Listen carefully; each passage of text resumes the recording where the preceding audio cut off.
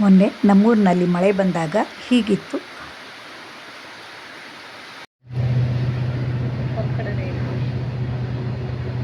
ಹಾಗೆ ನಮ್ಮೂರು ಹೊನ್ನಾವರದಲ್ಲಿ ಸಿಗುವಂತಹ ಸಾವಯವ ತರಕಾರಿಗಳು ಈ ರೀತಿಯಾಗಿರುತ್ತವೆ. ಎಲ್ಲ ಈಗ ಶ್ರಾವಣ ಮಾಸಕ್ಕೆಲ್ಲ ಶುರುವಾಗದೆ ಅಲ್ವಾ?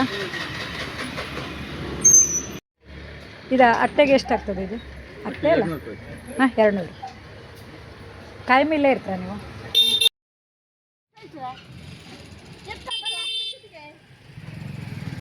ಇದು ನೀವೇ ಬೆಳೆಯುವುದಾ? ಇದು ನೀವೇ ಬೆಳೆಯುವುದಾ? ತಗೊಬರುದಾ? ಅದೇ ಅವ್ರ ಪಾಪ ಕರೀತಾ ಇದ್ರು. ಇಲ್ಲೆಲ್ಲ ಎಲ್ಲರೂ ಮನೆಯಲ್ಲೇ ಬೆಳೆದದ್ದು ಅಥವಾ ಯಾರು ಬೆಳೆದ ತರ್ತಾರೆ? ಬೆಂಡೆಕಾಯಿ ಹೆಂಗೆ? ಬೆಂಡೆಕಾಯಿ 100 ರೂಪಾಯಿ 12. 100 ರೂಪಾಯಿ 12. ಹಾಗಲಕಾಯಿ ಎಲ್ಲ ಮನೆಯಲ್ಲೇ ಬೆಳೆದೇ ಇರ್ತದಲ್ಲ? ಎಲ್ಲ ಊರಲ್ಲಿ ಬೆಳೆದಿದ್ದು ನಮಗೆ ತಂದು ಕೊಡ್ತಾರೆ. ತಂದು ಕೊಡ್ತಾರಲ್ವ? ಎಲ್ಲಿ, ಯಾವ ಊರಲ್ಲಿ? ಕಾಸರಗೋಡಲ್ಲಿ. ಅದೇ ನಿಮ್ಮ ಹೆಸರು?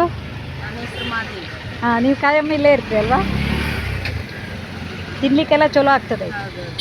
ಶ್ರಾವಣ ಮಾಸದಲ್ಲಿ ಶುರು ಆಗ್ತದೆ. ಇದು ಊರು ಬೆಂಡೆ ಅಲ್ವಾ? ಇದು ನೋಡಿ ನಮ್ಮ ಊರಿನ ಕೆಸುವಿನ ಗಡ್ಡೆ. ಕರಿ ಕೆಸುದೆ ಅಲ್ವಾನ ಇದು? ಕರಿ ಕೆಸುವಿನ ಗಡ್ಡೆ. ಹೀಗೆ ಊರಿಗೆ ಹೋದವೆಂದರೆ ಮನೆ ಅಂಗಳದಲ್ಲಿ ಬೆಳೆದ ತರಕಾರಿಗಳಷ್ಟೇ ಅಲ್ಲದೆ ಊರಲ್ಲಿ ವಿಶೇಷವಾಗಿ ಸಿಗುವಂತಹ ತರಕಾರಿಗಳನ್ನು ನಾವಿರುವಲ್ಲಿ ತಂದು ಅದರ ಅಡುಗೆಯನ್ನು ಮಾಡಿ ಸವಿಯುವ ಕ್ಷಣವು ಖುಷಿಯಾಗಿರುತ್ತದೆ. ನಮ್ಮೂರಿನಲ್ಲಿ ವಿಶೇಷವಾಗಿ ಬೆಳೆಯುವಂತಹ ಈ ಬಿಳೆ ಬೆಂಡೆಯು ಬೆಂಗಳೂರಿನಲ್ಲಿ ಸಿಗೋದು ಅಪರೂಪ ಅಂತಲೇ ಹೇಳಬೇಕು. ಮಂಗಳೂರು ಸ್ಟೋರ್ಸ್ ಇತ್ಯಾದಿಗಳಲ್ಲಿ ಸಿಗುತ್ತದೆ. ವಿಶಿಷ್ಟ ಪರಿಮಳ ಇರುವ ಈ ಬೆಂಡೆಕಾಯಿಯನ್ನು ಉಪಯೋಗಿಸಿ ನಮ್ಮ ಹವ್ಯಕರಲ್ಲಿ ಮಾಡುವಂತಹ ಹುಳಿಯನ್ನು ಮಾಡೋದು ಹೇಗೆ ಅಂತ ನೋಡೋಣ ಬನ್ನಿ. ನೋಡಿ, ಈ ಬೆಂಡೆಕಾಯಿಯು ನೋಡೋಕ್ಕೆ ಹೀಗಿದ್ದರೂ ಕೆಲವೊಂದು ಸ್ವಲ್ಪ ಬಲಿತಂತಿತ್ತು. ತುಂಬ ಬೆಂಡೆಕಾಯಿ ಇದ್ದರೆ ಇದರ ತೊಟ್ಟನ್ನು ಮತ್ತು ಈ ತುದಿ ಭಾಗವನ್ನು ಸ್ವಲ್ಪ ಕತ್ತರಿಸಿ ಇಟ್ಟರೆ ಬಲಿಯುವುದಿಲ್ಲ ಮತ್ತು ಹಾಳಾಗೋದಿಲ್ಲ ಅಂತ ನಾವು ಈ ರೀತಿಯಾಗಿ ಕತ್ತರಿಸಿ ಒಮ್ಮೆಲೇ ಖರ್ಚಾಗದಿದ್ದವಾಗ ಸಂಗ್ರಹಿಸಿಟ್ಟುಕೊಳ್ತೀವಿ. ಫ್ರಿಜ್ಜಿನಲ್ಲಿ ಇಡೋದಾದರೆ ವಾರಗಟ್ಟಲೆ ಇರುತ್ತದೆ. ಹೊರಗಡೆ ಇಡೋದಾದರೆ 1-2 ದಿನಗಳ ಕಾಲ ಚೆನ್ನಾಗಿಯೇ ಇರುತ್ತದೆ. ಕೊಂಡುಕೊಳ್ಳುವಾಗ ಈ ರೀತಿಯಾಗಿ ಮುರುಟಿದ ಬೆಂಡೆಕಾಯಿಯನ್ನು ಸಾಮಾನ್ಯವಾಗಿ ತೆಗೆದುಕೊಳ್ಳುವುದಿಲ್ಲ. ನೋಡೋಕ್ಕೆ ಹೀಗಿದ್ದರೂ ಎಳೆಯದಾಗಿ ಇರುವಂತಹ ಈ ಬೆಂಡೆಕಾಯಿ ಹೋಳುಗಳನ್ನು ಸ್ವಚ್ಛ ಮಾಡಿಕೊಂಡು ಹೋಳುಗಳನ್ನಾಗಿ ಮಾಡಿ ನೀರನ್ನು ಹಾಕಿ ಈ ರೀತಿಯಾಗಿ ಬೇಯಿಸಿಕೊಳ್ಳಬೇಕು. ಸ್ವಲ್ಪ ಲೋಳೆ ಇದ್ದರೂ ಆಮೇಲೆ ಮಸಾಲೆಯನ್ನು ಹಾಕಿದ ನಂತರ ಲೋಳೆಯೂ ಆಗೋದಿಲ್ಲ. ತೊಗರಿಬೇಳೆಯನ್ನು ನಾನು ಕುಕ್ಕರ್ನಲ್ಲಿ ಬೇರೆದಾಗಿ ಬೇಯಿಸಿಕೊಂಡಿದ್ದೆ. ಆದರೆ ತುಂಬ ಮೆತ್ತಗೆ ಬೇಯದೇ ಇರೋದರಿಂದ ಇದನ್ನು ಒಮ್ಮೆ ನೀರನ್ನು ತೆಗೆದು ಮಿಕ್ಸಿ ಜಾರಿಗೆ ಹಾಕಿ ಸ್ವಲ್ಪವೇ ರುಬ್ಬಿ ಈ ಬೇಯುತ್ತಿರುವ ಹೋಳಿಗೆ ಹಾಕಿ ಕುದಿಸಿಕೊಳ್ತಾ ಇದ್ದೀನಿ. ನಂತರ ಒಂದು ಬಾಣಲೆಯಲ್ಲಿ ಖಾರಕ್ಕೆ ತಕ್ಕಷ್ಟು ಒಣಮೆಣಸಿನಕಾಯಿ, ಸ್ವಲ್ಪ ಕೊಬ್ಬರಿ ಎಣ್ಣೆ ಹಾಕಿ ಹುರಿದುಕೊಳ್ಳಬೇಕು.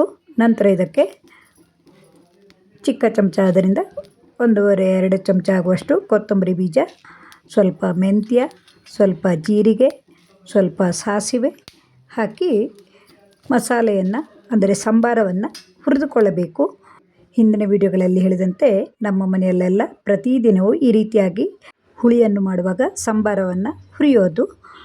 ಇದಕ್ಕೆ ಪರಿಮಳಕ್ಕಾಗಿ ಸ್ವಲ್ಪ ಇಂಗನ್ನು ಕೊನೆಯಲ್ಲಿ ಹಾಕಿಕೊಂಡಿದ್ದೀನಿ. ನೋಡಿ, ಈಗ ಹಳೆಯ ಕಾಲದ ಅಂಗಡಿ ಇದು. 90 ವರ್ಷದಿಂದ ಇದ್ದಿದ್ದು. ಹೊನ್ನಾವರ ಮಾಸ್ತಿಕಟ್ಟೆ ಅಂತಾರೆ ಇದಕ್ಕೆ. ಇಲ್ಲಿ ಸುತ್ತಲೂ ಅಂಗಡಿ.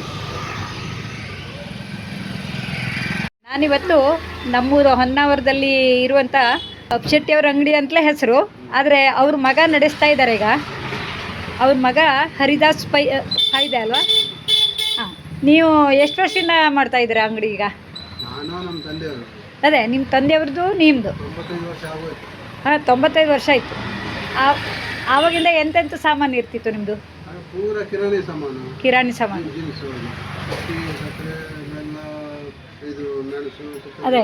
ಅದೆಲ್ಲದೂ ಇರ್ತದೆ. ಮತ್ತು ನಿಮ್ದು ಹಿಂಗೆ ಫೇಮಸ್ಸು, ಯಾಕೆಂದರೆ ನಮ್ಮ ಭಾವನೂ ಇಲ್ಲೇ ಬಂದು ತಗೊಂಡು ಹೋಗ್ತೀವಿ. ನಾವು ಬೆಂಗಳೂರಿನಲ್ಲಿ ಇರಲಿ ಎಲ್ಲೂ ಇರಲಿ, ಅದು ಹಿಂಗೆ ನೀವು ಎಲ್ಲಿಂದ ತರಿಸೋದು? ಯು ಪಿಯಿಂದ. ಅದೇ ಈ ಪರಿಮಳದ ಎಲ್ಲೂ ಸಿಗೋದು ಕಡಿಮೆ. ಅದೇ ಹಾಂ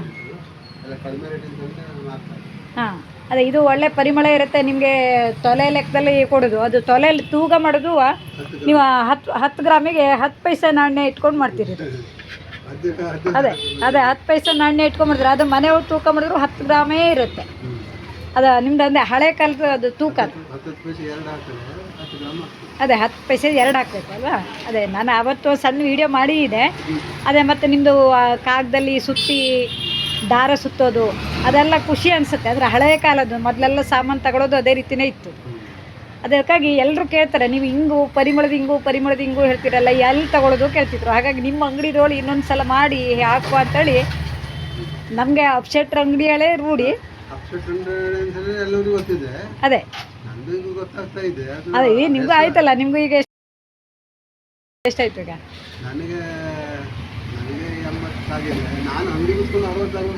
ಓ ಹೌದಾ, ಹಾಂ ಆಗಲಿ. ಇದನ್ನು ಹಳೆಯ ಕಾಲದ ರೀತಿಲಿ ಮುಂದುವರ್ಸ್ಕೊಂಡಿದ್ರಲ್ಲ ನಿಮ್ಮ ಅಂಗಡಿನೂ ಎಲ್ಲ ಹಳೆಯ ಕಾಲದ ರೀತಿಲೇ ಇದೆ ನೋಡಿ. ಇಲ್ಲ ಅಂಕಣ ಹಾಕಿದ ಅಂಗಡಿ, ಅದೇ ಹಳೆ ಫೋಟೋದು ಎಷ್ಟೋ ವರ್ಷ ಹಿಂದಿನಿಂದು ಎಲ್ಲ ಹೇಳಿದ್ರಿ. ಅದೆಲ್ಲ ಸಣ್ಣ ಸಣ್ಣ ವೀಡಿಯೋ ಮಾಡೋದಿದೆ, ಅದ್ರ ಜೊತೆ ಸೇರಿಸ್ವಾಳಿ. ಈಗ ನೀವು ಪ್ರತ್ಯಕ್ಷವಾಗಿ ಸಿಕ್ಕಿದ್ರಿ, ಇದೊಂದು ವೀಡಿಯೋ ಮಾಡವಾಳಿ. ನನ್ನ ಅಡುಗೆ ಜೊತೆಗೆ ಇದೊಂದು ಹಿಂಗಿನ ನಾನು ಎಲ್ಲಿ ತಗೊಳ್ಳೋದು ಅಂತೇಳಿ ನಿಮ್ಮ ಪರಿಚಯ ಮಾಡಿ ಹೇಳುವ ಅಂತೇಳಿ. ಖುಷಿ ಆಯಿತು ನಿಮ್ಮ ಭೇಟಿಯಾಗಿದ್ದು. Thank you. ಈ ಫೋಟೋ ನಾನು ಫೋಟೋ ತೆಗೆದಲ್ಲ, ಅದು ತುಂಬ ಹಳೇದು ಅಲ್ವಾ? 1928 1928 ಇದೆ. ಅಂದರೆ ಪ್ರಿಂಟೆಡ್ ಜರ್ಮನಿ.